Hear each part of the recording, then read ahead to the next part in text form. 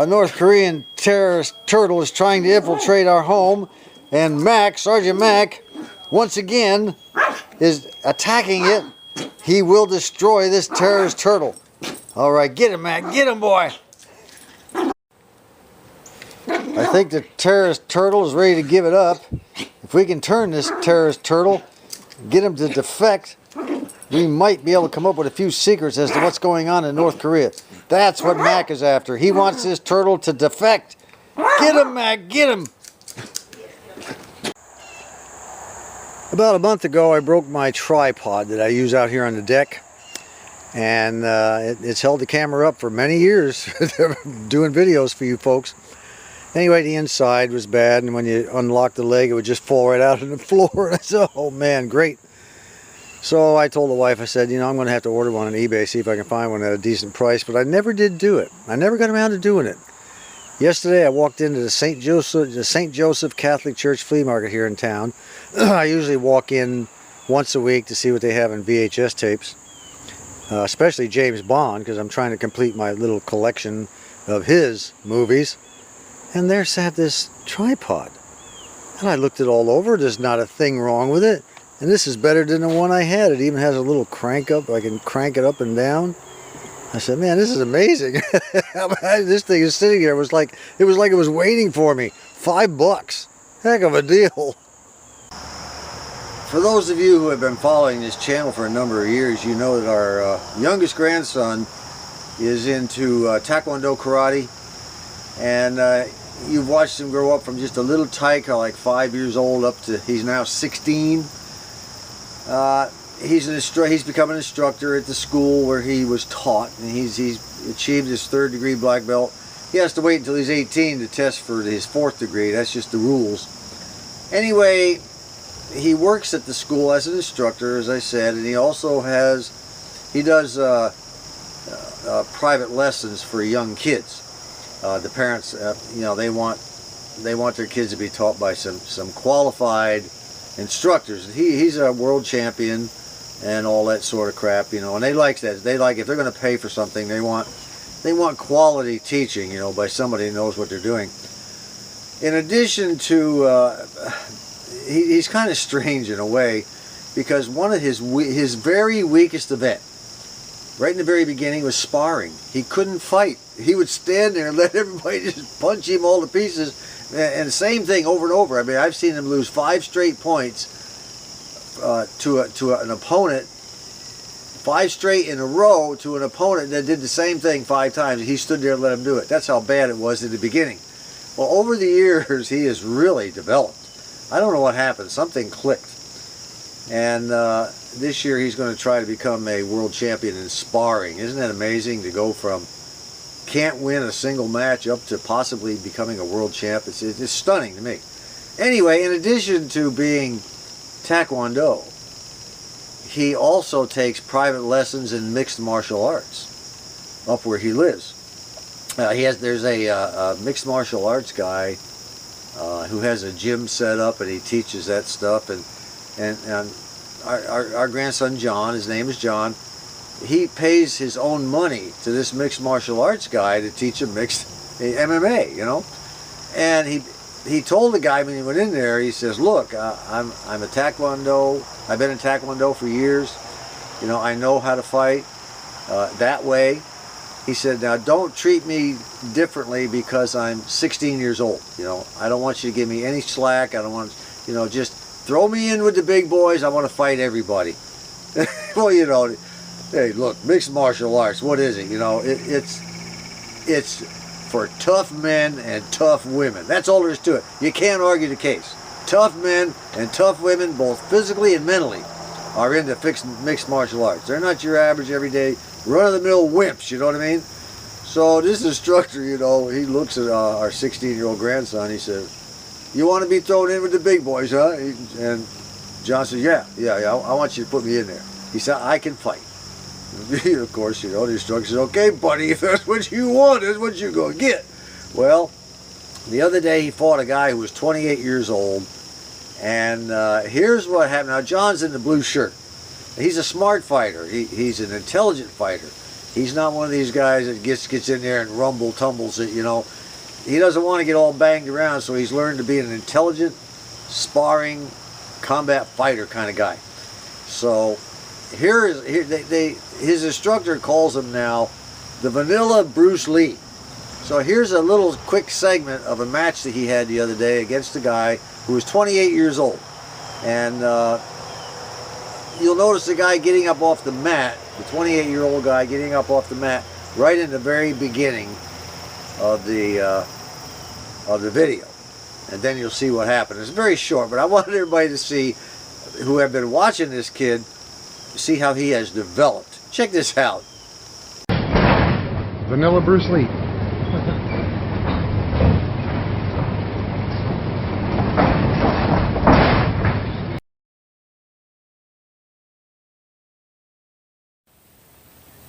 Once again, we got some surprise lilies that popped up overnight. Overnight, I'm serious. These things grow up overnight. They weren't here yesterday when I mowed the yard, and here they are today. That is a really neat flower. Isn't that cool? We call them surprise lilies. Some of you might remember back in Mish-Mash number 205, I introduced you to our great-nephew, Austin Alexander, who had just graduated or was getting ready to graduate from high school. He had already enlisted in the Marine Corps, and he would be shipping off to boot camp fairly soon. He wound up at Paris Island, and he is doing well. His mother said he's eating it up, loving every bit of it, such as you can under those conditions. But anyway, he graduates on, I think it's the 22nd of September. And here's a little quick snapshot of him doing a little bit of run with the rest of the Marine recruits, carrying his rifle.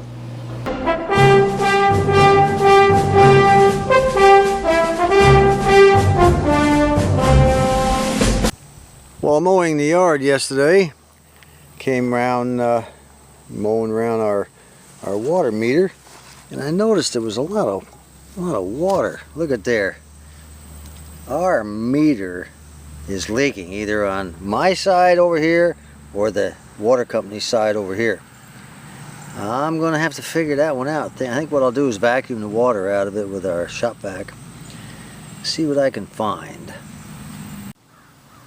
Well, it turns out that there is a hole on the bottom of the meter. While the water is filling the hole, there's no movement on the meter itself. It just sits there stationary. Well, it's the next day, the 5th of September, and we've contacted the water department. They're on their way out to do a fix. Well, there's our brand new water meter, and guess what? It's still leaking from over here, which is the street side. The old flag on the flagpole finally got all bleached out and got a little tattered from some pretty rough wind. So I took it down, got ready to put a new flag up, and the clips, one of the clips that holds the flag on, this little puppy right here, it broke. So I ordered some new ones, and we are going to get that flag back up where it belongs. It's been a while since I've sprayed the old flag rope with WD-40, but it's always a good idea to do that. I may have to go down and get some more. This can looks a little weak. Kind of helps it, prevent, we got winter time coming up in particular. We want to try to cover it as much as possible. Keep it, keep it from rotting, I guess. It's done a pretty good job over the years. The best way to do this is to just go ahead and wad the rope all up and, as much as you can, then give it a good spray. Let it kind of soak in on each other. And then move the rope down and wad up the next bundle until you get it all done. Well, there she is, folks.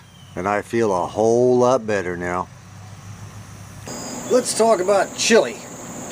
There's a friend of mine. I've been a subscriber to him for years, and he's also been a subscriber to me for years. His name is Terry. He lives out on the East Coast, and his YouTube channel is Spec Ops 56. This is Terry.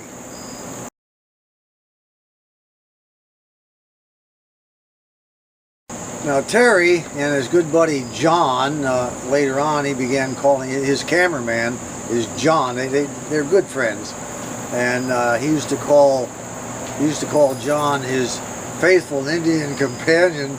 Or he still does, I think. his faithful Indian companion, Junto. I always got a kick out of that.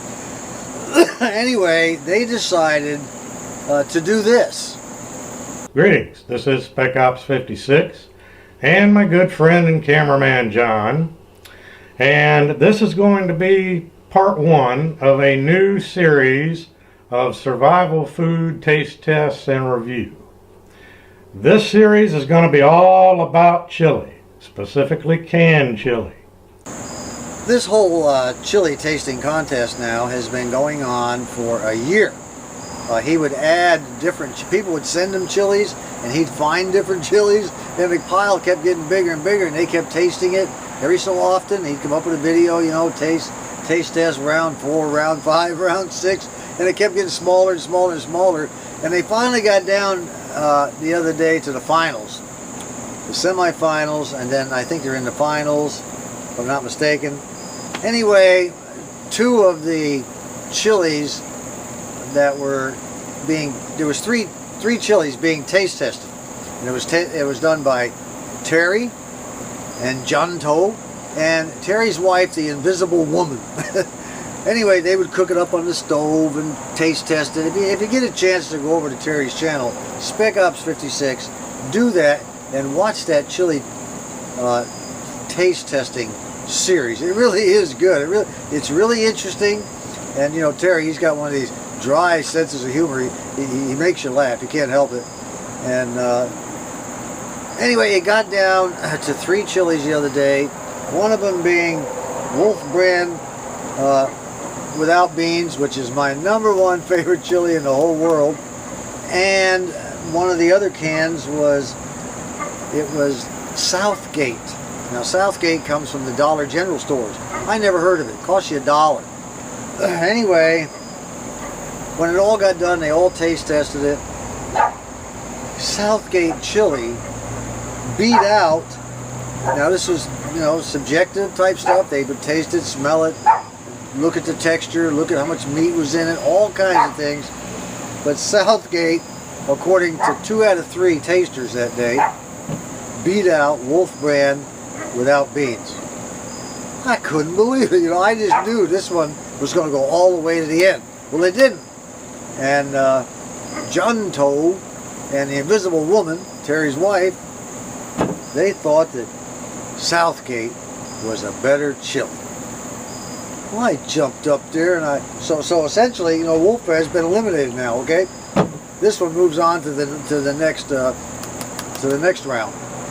So, you know, I jumped up and I said, "Fix. This is a fix. You know, Wolf Brand should have won. You're obviously left-wingers." Well, Terry, he writes back right away, "Hey, John, I voted for the Wolf Brand." He didn't want to be part of that left-wing crowd. Well, I got thinking about, you know, my comment I made about John Toe and the Invisible Woman selecting what I consider to be the wrong chili. And I said, well, maybe I'm not being fair about this, you know. I don't want to be unfair like Buzz 1151 is with me about potato growing. He has not treated you fairly. Yes. You know, I'm a really down, straight kind of guy, you know. So I decided to go out and buy a can of this Southgate chili. And I'm going to taste it, because I know what this stuff tastes like. I've been eating it for years. We're going to try this. And I'll let you know before this video is over if it's any good. So just stand by.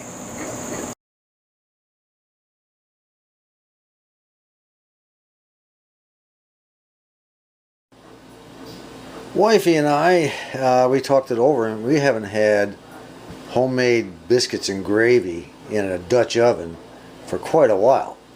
So I said, you know, why don't we whip up another batch of biscuits and gravy, sausage biscuits and gravy, and we'll use the Dutch oven to make the biscuits, and we'll use the red Dutch oven that I have to make the gravy. And so I went around YouTube, you know, and I looked at various ways, you know, different from the way we normally make our gravy. So I'm going to come up with a little bit of theirs and a little bit of mine, and now the biscuits are standard old biscuits, you know, but the sausage gravy is going to have a little bit of theirs, a little bit of mine, and whatever else my little mind can conjure up. Let's get started. Well, the first thing we're going to do is take some of this thick sliced bacon. It was a lot longer. We split it in half and used half of it already. We're going to take this thick sliced bacon, we're going to cut it in half. Then I'm going to microwave it up a little bit, soften it up because it's still frozen. Then we're going to put it in the old crock pot and fry it down a little bit. We need some bacon grease. I put the entire 2 lumps of bacon in there and just cooked them on down. And I'm getting ready. We're not going to bake or fry them till they're crisp and all that. We're just trying to get the grease out. So I'll cook them for a couple of more seconds, and then I'm going to remove it. And then we're going to replace it with a pound of Petagine sausage. Now around these parts where I live, Petagine is the top of the line on all their meats. Fantastic. And what do they call those cornbread that goes in the cornbread? Cracklins, yeah. Their cracklins for cornbread are the absolute best in the world. They really are. So let me cook this a little while longer. Once the old sausage is pretty much brown, we're going to go ahead and add the bacon back to it. Let it cook for a little bit longer. Then we're going to take both of them out of the pot. I'll bet you if I were to add some Italian sausage to go with this, I've never had pork sausage and Italian sausage, flavored pork. They're all pork, but I'll bet that would really taste good with biscuits. I'll have to give that a try next time. Just add that old Italian sausage. We're almost there.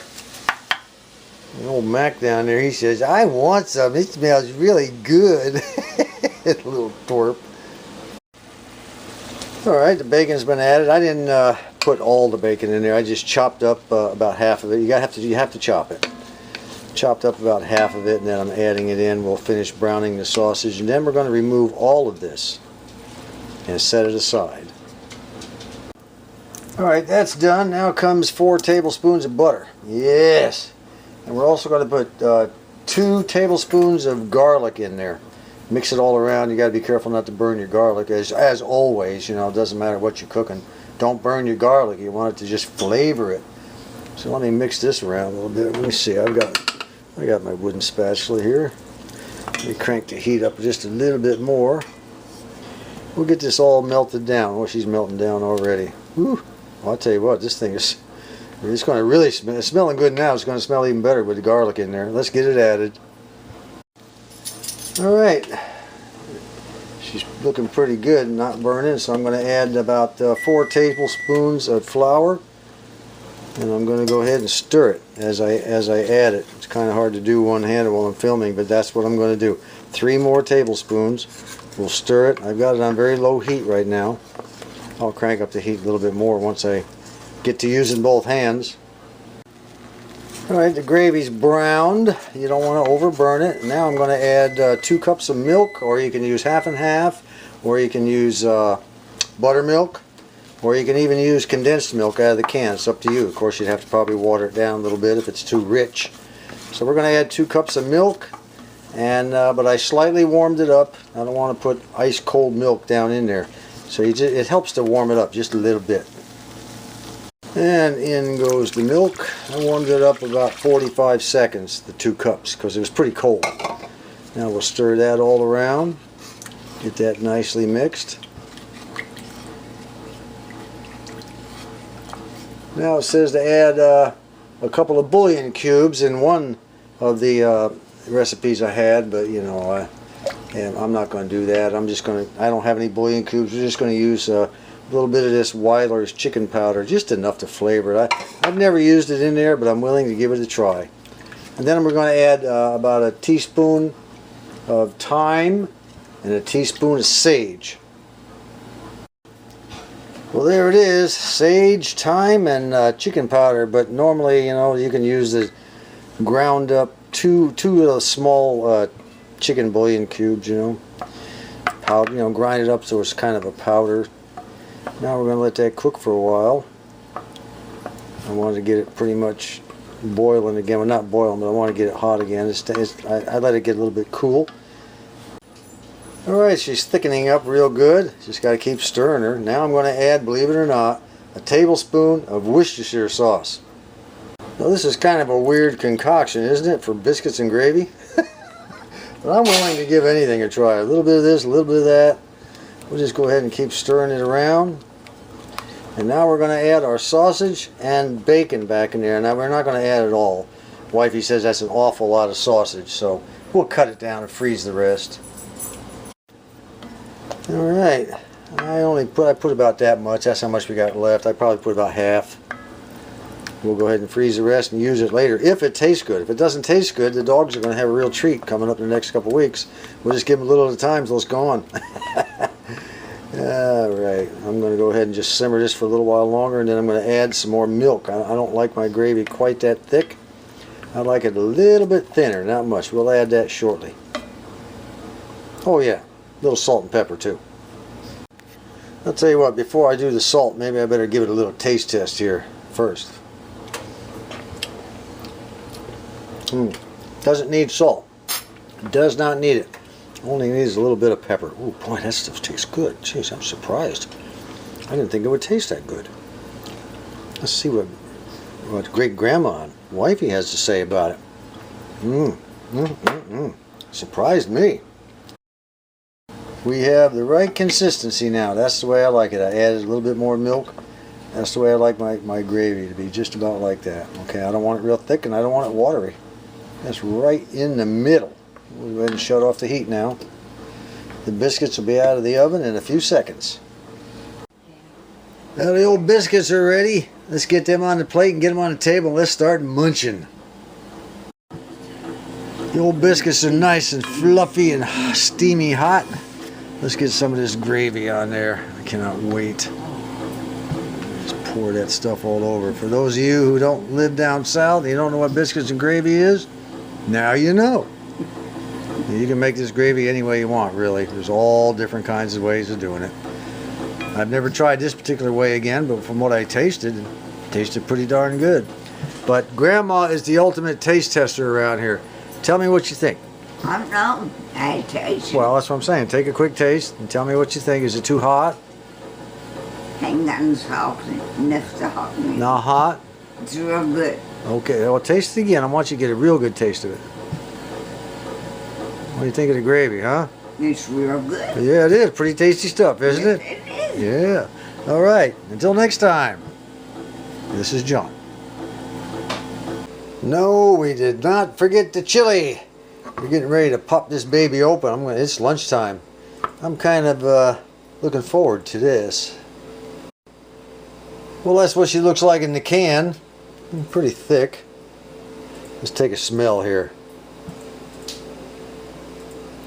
It doesn't smell too bad. It's pretty thick. Has quite a bit of meat to it and a few beans. I'm not a bean guy with chili, but you know, I can eat it, but I prefer chili without beans. If I want beans, I'll have a pot of beans. That's the way I look at it. And it doesn't look too bad. It's fairly thick and I haven't heated it up yet. She is hot and ready to go into the bowls. The wifey and I are going to split this. We're going to eat it with some crackers. Well, here we go. Wifey has already tasted hers. She said that it's too smooth. It tastes more like a pudding. It has the texture of a pudding. And you said that it was almost like they did what? They could blend it all into a pudding. They blended it too much, like they blended it into a pudding. Well, I don't know. But sitting here, I've got my Wolf brand, which is my all-time favorite. Let's go ahead and give it a shot. I got some crackers. I didn't add any salt and pepper. I may do that when I'm done, but this is the way that Terry did his test. So here goes. Big taste.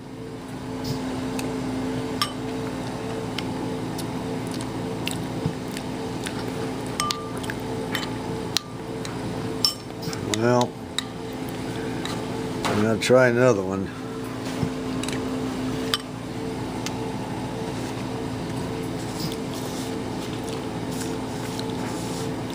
Okay. The verdict is, it looks like John Toe and the Invisible Woman have broken taste buds. Alright, a little postscript here. It's not bad chili for $1 a can. It's not bad at all. I think Wolf brand costs more than that. But, and you know, it doesn't taste bad. It tastes pretty good, actually. But when it comes down to it, I still think the Wolf brand has a much more chili taste to it. Chili flavor. Got a lot more. I think it's got a lot more chili powder, but it is like the best. So that's the best I can do. Now old Mac, I got a cracker here. He says, I like Southgate chili. He said, I like it. Ooh, he said, yummy, yummy. Left winger.